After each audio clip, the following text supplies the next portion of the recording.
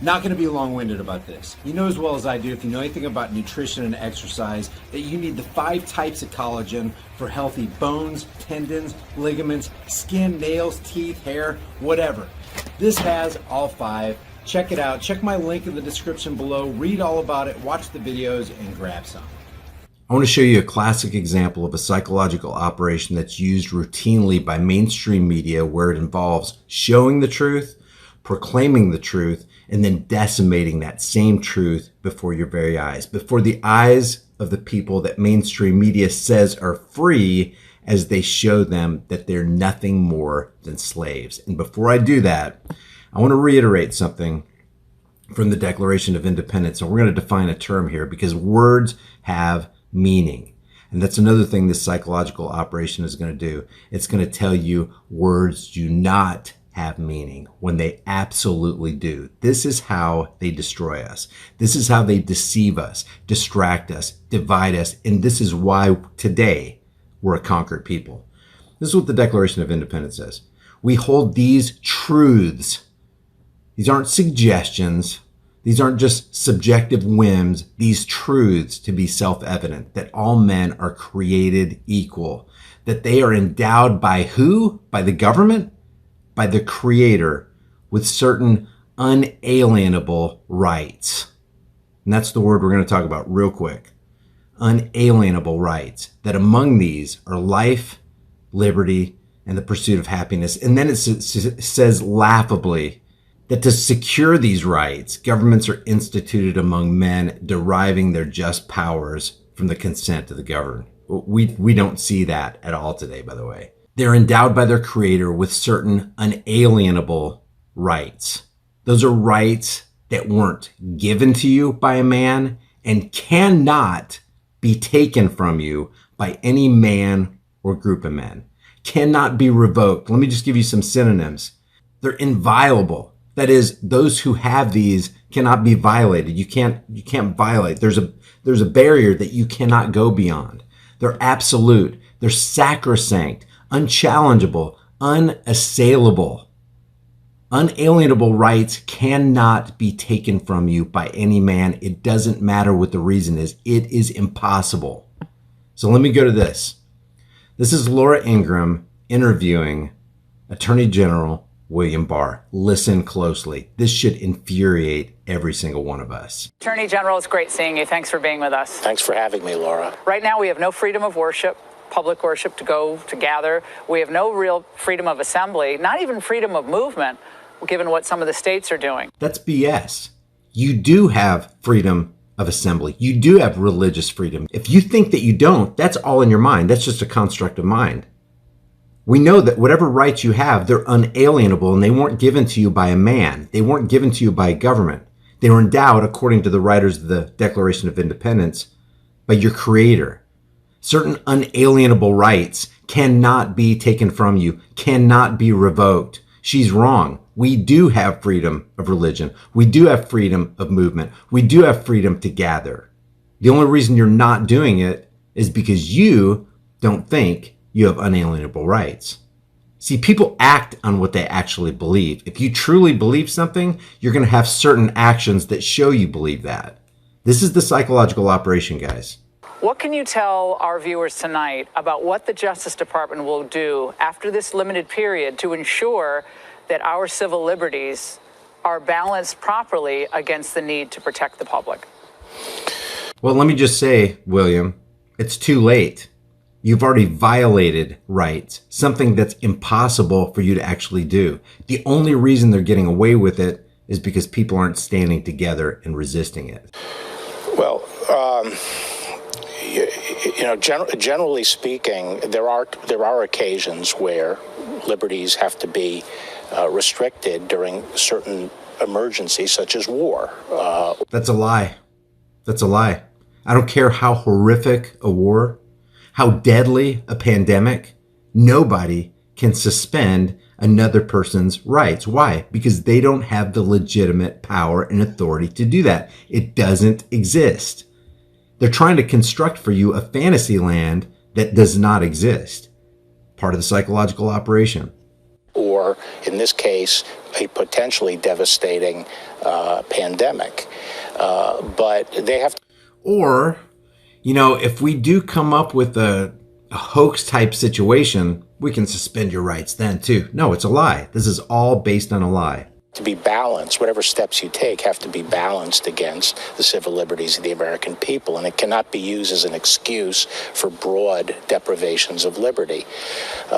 That's laughable. That's exactly what the government is doing right now, using an excuse for broad deprivations of liberty. They're depriving rights and life and liberty and the pursuit of happiness under the color of law, under the color of we're here to protect you, which is an extreme violation of 18 USC 242, deprivation of rights under color of law. So as things proceed, we're going to be interested in both what the federal government is imposing and also making sure that that's justified, but also what the states do. The states have very broad, as you know, what we call police powers. They have very broad power. That's a lie. They don't have police powers. It's all illegitimate.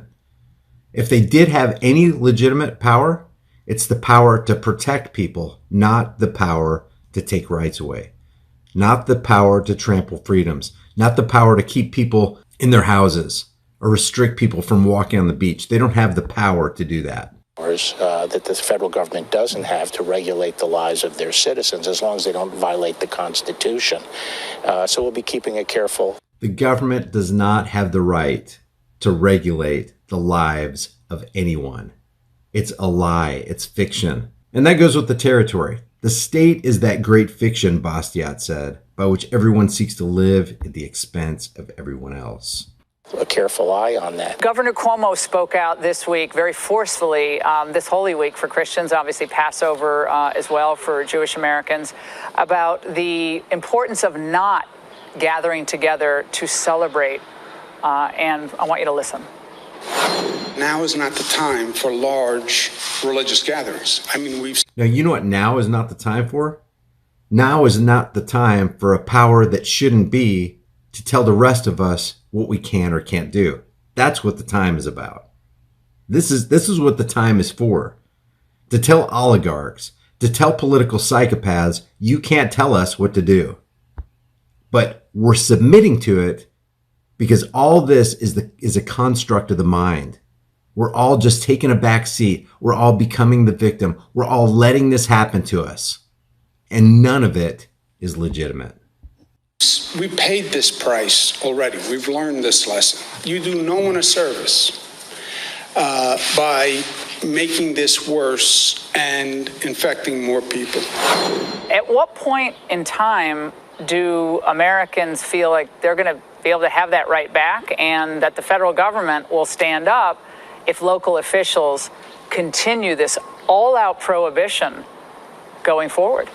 She made it sound like the federal government is some hero that can step in to save the day. The federal government has been as tyrannical as state governments on their own people. This is nonsense. This whole interview is nonsense. Well, as you know, and as I indicated in my Notre Dame speech, I think religious liberty is the first liberty. It is the foundation of our republic, and a free society depends upon a vibrant religious life among the people. So anytime that's encroached upon by the government, I'm very, very concerned. No, what he should have said was that can't be encroached on by the government. It's impossible for that to be encroached on by the government. Why? Because they and I and all of us have unalienable rights. They can't be revoked for any reason at any time. That's what he should have said. But he's not saying it because he's a liar. He's a psychopath. He's a controller. He's a power grabber. As a technical matter, as you know, in facing an emergency, the government can put whatever restrictions the government's willing to put on everybody else, like athletic events or concerts and so forth. They can't technically do it to religion. No, they can't technically do it at all. Not religion, not for anybody, not on anybody, because we have unalienable rights. Either we have unalienable rights or we don't. And this interview right here is solidifying the fact that these psychopaths do not believe you have unalienable rights. As well, as long as they're not singling out religion, as long as it's really necessary. So I would hate to see necessary? What did William Pitt the Younger say? Necessity is the plea for every infringement of human freedoms. It's the argument of tyrants. It's the creed of slaves. Behold the tyrants. Restrictions on religion continue longer than they're strictly necessary. And also, I think when this 30-day period ends, I think we have to consider alternative ways of protecting people. I guess that he's focused on a lot of the funerals that the Hasidic Jews are having in New York, where people do gather. They gather in, tightly together to mourn and to pray. And so that's the concern. I tweeted out something earlier today, just about, these are inalienable rights. It means, there's a lot of Americans today who are mourning those who've lost their lives in this horrible virus, who also say the government doesn't have this right to take our rights away, even when the experts are saying this is a horrible time for us health-wise. See, there you go. There's the psychological operation. They spoke the truth. She asserted a truth. She lifted up the truth. Here it is. Here's the truth. The people have unalienable rights. Some people say inalienable, but as it's written in the Declaration of Independence, it's unalienable. It's the same thing. The people have unalienable rights. And then everything that William Barr, the Attorney General, everything that Laura Ingraham even says, no, you don't. So either you have them or you don't. This is messing with people's minds, guys. And they're very worried, increasingly worried, I think, as time goes on, but they've been very patient as well. Yeah, I think they have been patient, and I think we have to be very careful to make sure this is, that the draconian measures that are being adopted are fully justified, and they're not alternative ways of protecting people.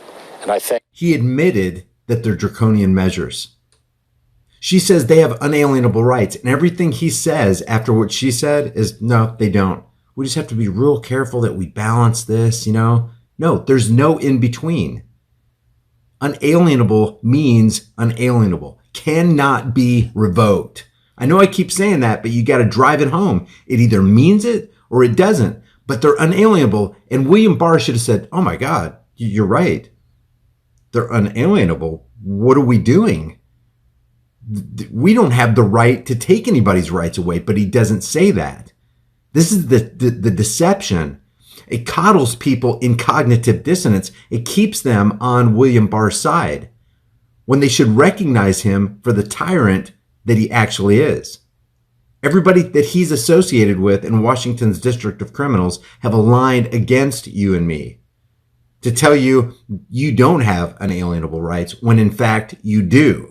I think, when this period of time, this at the end of April, expires, I think we have to allow people to adapt more than we have, and not just tell people to go home and hide under the bed, but allow them to use other ways, social distancing and other means to protect. There's your buzzwords. Allow them. Allow them. We're the parent. They're the children. We'll give them leeway. That's illegitimate. They can't do that. They don't have that power. Oh, yeah, after April 30th. What do you mean April 30th? I have freedom now. I have unalienable rights now. America is free now, today. You don't have to wait till tomorrow. You don't have to wait till the next second. Just break the cognitive dissonance. Break the concrete that's in your mind. This is all a construct of the mind.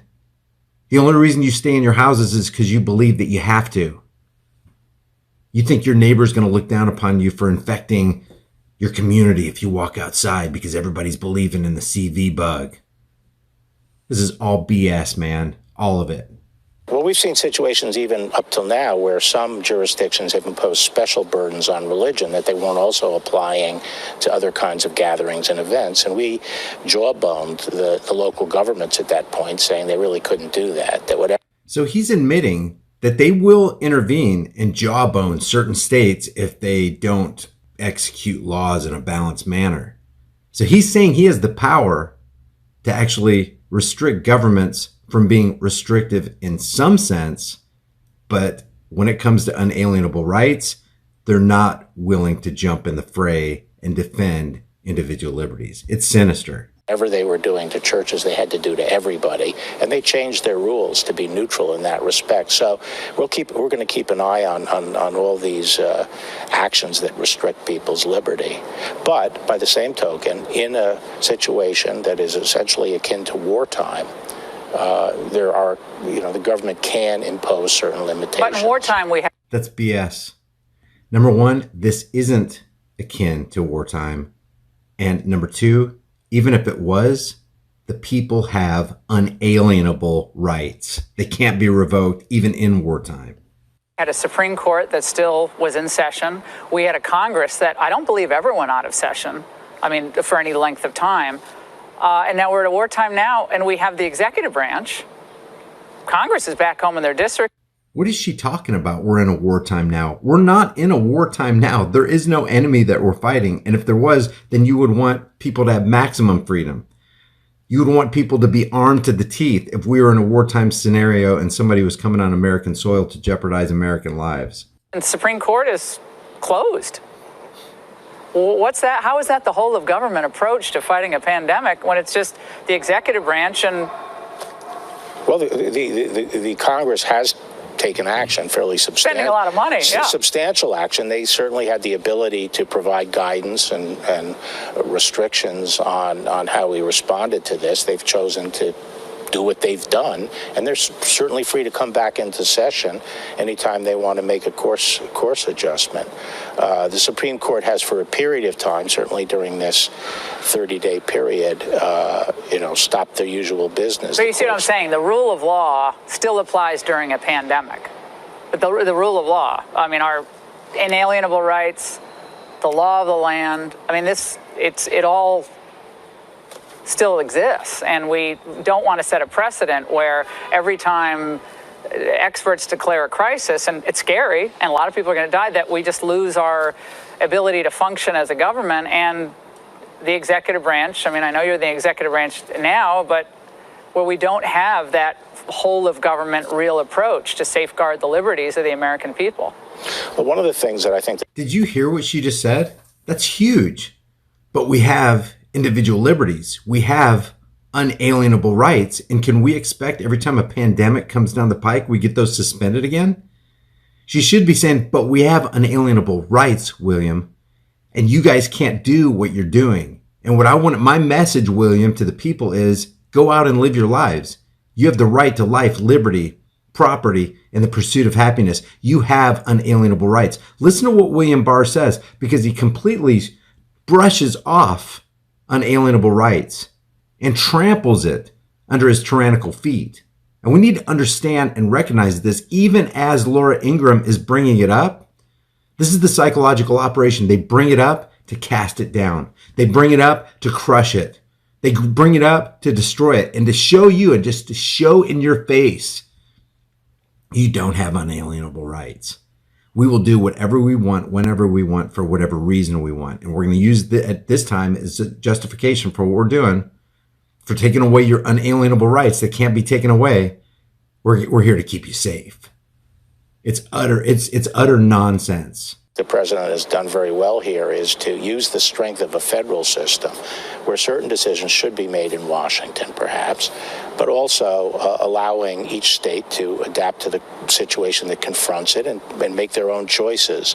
And that's a form of protecting liberty. The federal system is a form of protecting liberty.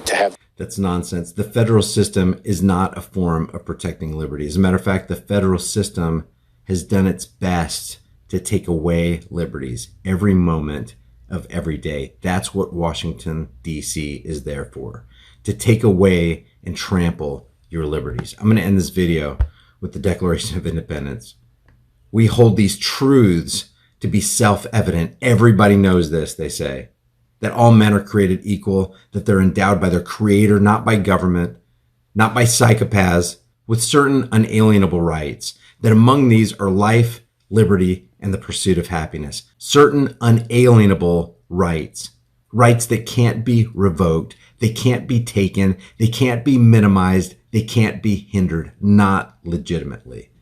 Leave your thoughts about this for the world and the Google Thought Police in the comment section below. And I'll see you guys in the next heavily censored shadow ban video.